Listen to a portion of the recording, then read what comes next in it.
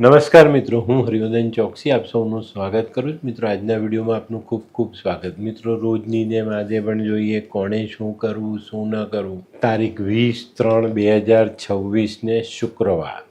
મિત્રો, આજની જાણકારી લેતા પહેલાં જોઈએ આપણે આજનું અભિજીત મુહૂર્ત. આજે બપોરે 12:23 બપોરે 1:11 સુધી આજનું અભિજીત મુહૂર્ત રહેશે. આમાં તમે કોઈ પણ સારું કામ કરી શકો છો. હવે જોઈએ આપણે આજનો રાહુકાળ. સવારે 11:16 બપોરે 12:47 સુધી આજનો રાહુકાળ રહેશે. તો આ સમય દરમિયાન બને ત્યાં સુધી કોઈ સારું કામ ન કરવું. તો મિત્રો, હવે જોઈએ આપણે આજે કોણે શું કરવું શું ન કરવું. પહેલી રાશિ મેષ રાશિ. મેષ રાશિવાળાએ આજે શું કરવું જોઈએ? મેષ રાશિવાળાએ આજે બાળકોને સકારાત્મક વિચાર રાખતા શીખવવું જોઈએ. શું નથી કરવાનું? મિત્રો, આજે માંસ મદિરાનું સેવન નહીં કરતા. તો મિત્રો, હવે જોઈએ આપણે કોણ આપણને સહાયક છે. તો મિત્રો, આજે હનુમાનજી તમને સહાયક થતા દેખાય છે. આપણા શરીરમાં કયું અંગ ખરાબ થઈ શકે છે? તો મિત્રો, આજે તમારા માથાના વાળ ખરાબ થઈ શકે છે. બીજી રાશિ વૃષભ રાશિ. વૃષભ રાશિવાળાએ આજે શું કરવું? વૃષભ રાશિવાળાએ આજે પોતાના અટકેલા કામોને આગળ વધારવાની કોશિશ કરવી જોઈએ. શું નથી કરવાનું? મિત્રો, આજે વાહન ચલાવતી વખતે બિલકુલ પણ બેદરકારી નહીં રાખતા. કયા દેવી આપણને સહાયક થઈ શકે છે? તો મિત્રો, આજે માં સંતોષી તમને સહાયક થઈ શકે છે. શરીરમાં કયું અંગ આપણું ખરાબ થઈ શકે છે? તો આજે શરીરની ચામડીમાં કંઈક નાની મોટી ખરાબી આવવાની શક્યતાઓ નકારી ન શકાય. તો હવે જોઈએ આપણે ત્રીજી રાશિ મિથુન રાશિ. મિથુન રાશિવાળાએ આજે શું કરવું જોઈએ? મિથુન રાશિવાળાએ આજે માતાની સેવા કરવી જોઈએ, માતા જેવી સ્ત્રીઓની સેવા કરવી જોઈએ અને જીવનસાથીનું સન્માન અવશ્ય જાળવવું જોઈએ. શું નથી કરવાનું? મિત્રો, આજે ભાગીદારીમાં કોઈની પણ સાથે ધંધો નહીં કરતા. તો મિત્રો, હવે જોઈએ આપણે કયા દેવી આપણને સહાયક છે. તો આજે માં સરસ્વતીની સહાય તમને મળતી દેખાય છે. આજે શરીરમાં કયું અંગ ખરાબ થઈ શકે છે?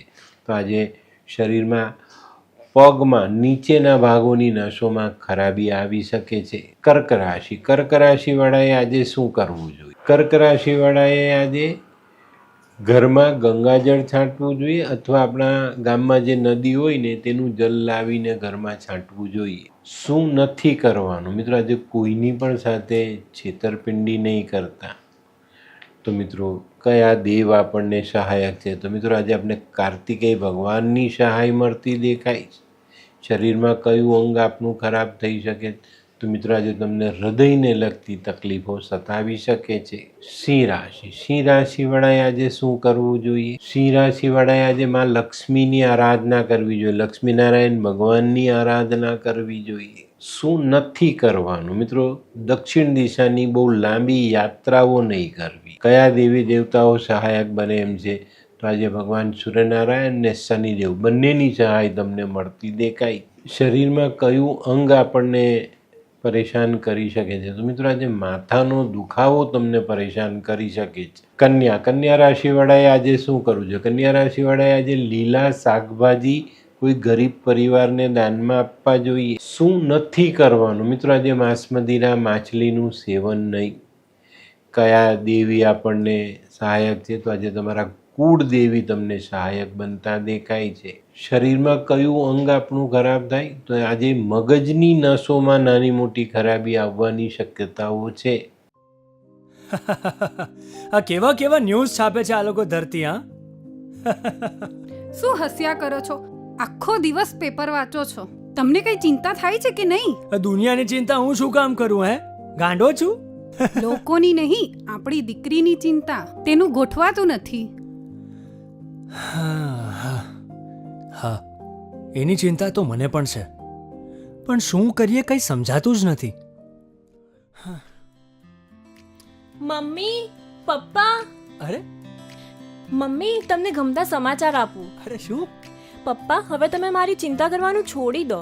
કેમ?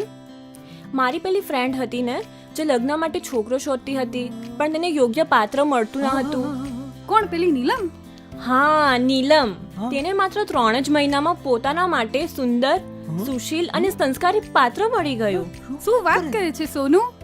હા મમ્મી, એણે લાલ કિતાબ બનાવીને પોતાની જિંદગી બદલી નાખી. લાલ કિતાબ? હા પપ્પા, લાલ કિતાબ.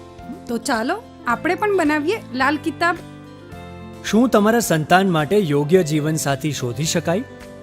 હા, જો તમે તમારી કુંડળીનો અભ્યાસ કરી કુંડળીના ગ્રહોને બળવાન બનાવવા લાલ કિતાબના યોગ્ય ઉપાય યોગ્ય રીતે કરો છો તો તમારા સંતાનો માટે યોગ્ય જીવનસાથી મેળવી જ શકાય છે. તો ચાલો બનાવીએ પોતાના સંતાનોની લાલ કિતાબ. તુલા રાશિ વડાએ આજે શું કરવું? તુલા રાશિ વડાએ આજે હિસાબ કિતાબમાં પૂર્ણ ધ્યાન આપવું જોઈએ. શું નથી કરવાનું? ઘરમાં બેસીને બહુ લાંબી પૂજાઓ નથી કરવાની. કયા દેવી આપણને સહાયક છે? તો આજે મહાલક્ષ્મી અને ભગવાન વિષ્ણુ બંનેની કૃપા તમને પ્રાપ્ત થતી દેખાય છે. શરીરમાં કયું અંગ આપણને પરેશાન કરી શકે છે?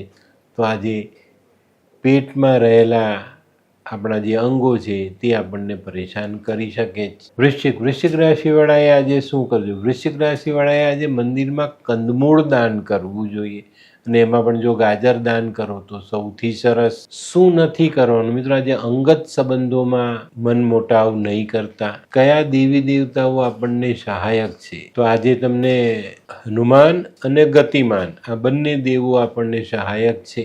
શરીરમાં કયું અંગ આપણું ખરાબ થઈ શકે છે? તો મિત્રો આજે આપણે લોહીને લગતા રોગ પરેશાન કરી શકે છે.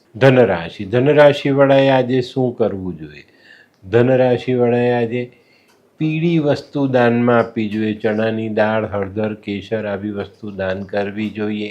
શું નથી કરવાનું? મિત્રો ઉતાવળમાં કોઈ પણ નિર્ણય નહીં કરતા. તો મિત્રો કયા દેવી દેવતાઓ આપણને સહાયક છે? તો આજે શનિ મહારાજની કૃપા પ્રાપ્ત થતી દેખાય. શરીરમાં કયું અંગ આપણને પરેશાન કરી શકે? તો મિત્રો આજે તમારા શરીરના મસલ્સ, સ્નાયુઓ તમને પરેશાન કરી શકે. મકર રાશિવાળાએ આજે શું કરવું જોઈએ? મકર રાશિવાળાએ આજે થોડું ગાયનું ઘી મંદિરમાં દીવા માટે દાન કરવું જોઈએ. શું નથી કરવાનું? મિત્રો આજે સમયનો બગાડ બિલકુલ નહીં કરતા. કયા દેવી દેવતાઓ આપણને સહાયક થઈ શકે છે? તો આજે ભગવાન વિષ્ણુની આરાધના તમારે કરવી છે. વિષ્ણુની સહાય મળતી દેખાય છે. શરીરમાં કયું અંગ આપનું ખરાબ થઈ શકે? તો આજે પીઠના મસલ્સ તમને પરેશાન કરી શકે. કુંભ રાશિ વાળાએ આજે શું કરવું જોઈએ? કુંભ રાશિ વાળાએ આજે નોકરી ધંધાના કામમાં સાવધાની રાખવી જોઈએ. શું નથી કરવાનું? મિત્રો આજે કોઈની સેવા કરવાનો મોકો મળે તો એ ચૂકતા નહીં. આપણને કયા દેવી દેવતા સહાયક છે? તો આજે ભગવાન વિષ્ણુ અને શનિ મહારાજ બંનેની કૃપા તમને પ્રાપ્ત થતી દેખાય છે. શરીરમાં કયું અંગ આપણે ખરાબ થતું દેખાય? તો આજે આંખો પર અસર આવતી દેખાય છે. તો અહીંયા સાવધાની જરૂર રાખજો.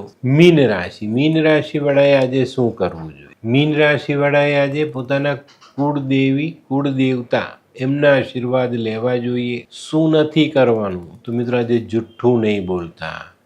મિત્રો આજે કયા દેવ સહાયક બને? તો આજે કુળ દેવતા તમને સહાય કરતા દેખાય છે. આજે શરીરમાં કયું અંગ ખરાબ થાય? તો આજે આપણી જે ગરદન છે, ગરદન સાથે જોડાયેલા સ્નાયુઓ આપણને પરેશાન કરી શકે છે. તો મિત્રો આ તો તમારા માટે આજના દિવસે કોણે શું કરવું શું ન કરવું તેનું જ્ઞાન. તો આજનો વિડીયો ગમ્યો તો લાઈક કરો, શેર કરો, યુટ્યુબ જોનારા શેર કરે અને સબસ્ક્રાઈબ કરે. હું હરિવર્ધન ચોકસી આપ સૌની રજા લઉં. ફરી મળીએ નવા વિડીયોમાં નવી જાણકારી સાથે. તો ચાલો બદલીએ જિંદગી. નમસ્તે.